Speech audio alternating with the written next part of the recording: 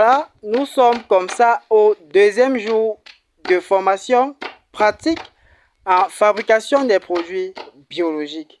Et aujourd'hui, nous allons fabriquer du compost.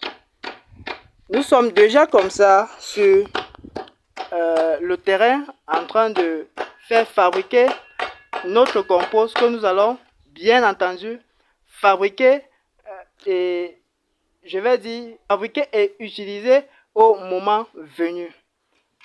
Alors pour notre fabrication du compost, nous aurions besoin de Cittonia, cette plante que l'on appelle communément fleur jalousie. Alors nous avons notre personne active qui est sur le terrain, qui est en train de se faire former de façon pratique, Monsieur Jaurès, déjà qui est à l'œuvre. Du courage, Monsieur Jaurès. D'accord, d'accord. Donc la formation est en train de bien se passer et ça suit son cours. Donc nous sommes sur le découpage du Cittonia. Les autres étapes vont vous être présentées au fur et à mesure.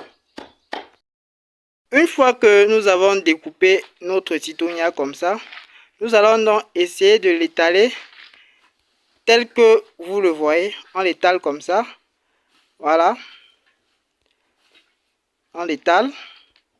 Et ensuite, on va mettre le prochain composé qui est les crottes de lapin que nous avons utilisées. Nous avons opté pour les crottes de lapin parce qu'elles sont aussi riches en azote, en phosphore et en potassium. Alors on va les verser comme ça et étaler aussi. On étale. Voilà, après les crottes de lapin, il s'ensuit comme ça du charbon. Voilà, on va mettre le charbon et étaler aussi. Voilà, on étale comme ça.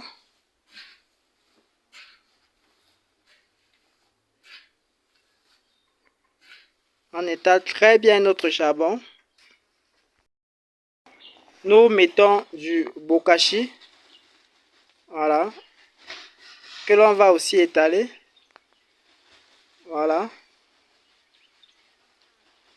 Voilà. Dès qu'on met du bokashi. Et oh, ça sent très bon. Comme ceci.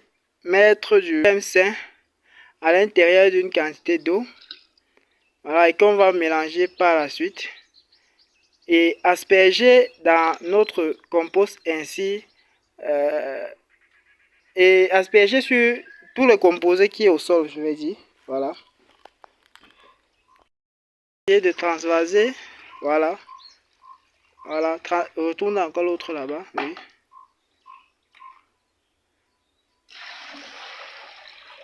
Voilà. Ce EM5 est comme ça responsable de l'introduction des micro-organismes dans notre compost de 21 jours qu'on aura fabriqué. Voilà. Une fois le mélange effectué, on va donc essayer d'asperger. Donc tu peux y commencer à asperger. On va donc commencer à asperger dans tous les composés solides qui sont au sol avant de passer au mélange.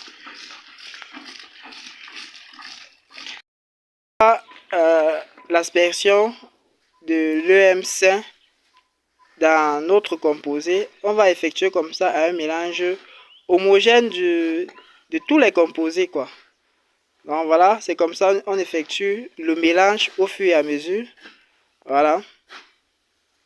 Jusqu'à obtention d'un mélange homogène, tout en se rassurant que la quantité d'eau qu'on va mettre à l'intérieur de notre compost va être nettement suffisant.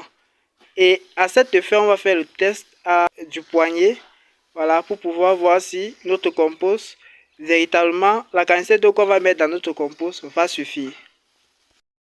Une fois qu'on a fini de tourner notre composé comme ça, on va passer au test du poignet afin de vérifier si la quantité d'eau a dépassé ou pas. Voilà, là on doit pouvoir appuyer et ne pas avoir trop de gouttes sorties de notre compost. Voilà, Voilà. Donc, il n'y a pas assez de gouttes qui sortent là. Voilà, on presse. Voilà. Là, notre compost est très bien. La quantité d'eau a nettement suffi. Qu'est-ce qu'on fait maintenant? On doit ensacher dans des sacs plastiques. Dans des sacs qui contiennent des plastiques pour pouvoir accélérer le processus de décomposition. Fin de notre fabrication, nous avons mis tous nos composés dans ces sacs comme ça, plastique. Et nous avons donc conditionné là. Tel que vous pouvez bien voir, ça a donné 5 sacs. Voilà, on va attendre comme ça 21 jours et notre compost sera prêt.